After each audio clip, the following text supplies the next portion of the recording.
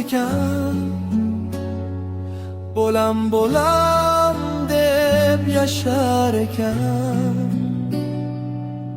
Bolajonim og'risa jonim deb yig'lagan.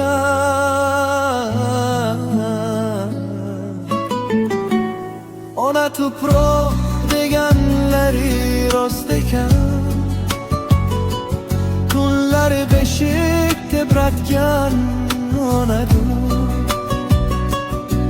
Alla aytib tonglarini orttirgan. Bu mening jannatim onamdir. Ona tuproq deganlari rost ekan, ona tuproq deganlari rost ekan.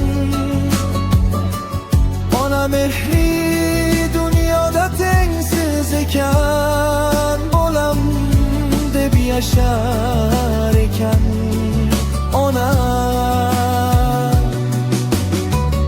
Ona duosi bizga panoh ekan.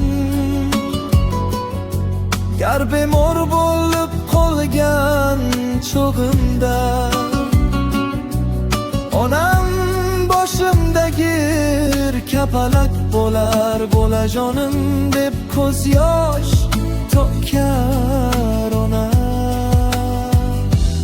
Ona tuproq deganlari rost ekan. Go'hida dilini og'ritganmiz, o'shanda ham bo'lam degan ona. Ona tuproq deganlari rost ekan, ona tuproq deganlari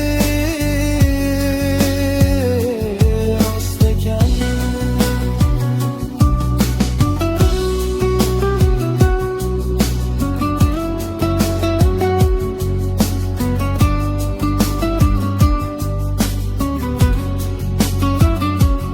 Ona mehri dunyoda tengsiz ekan,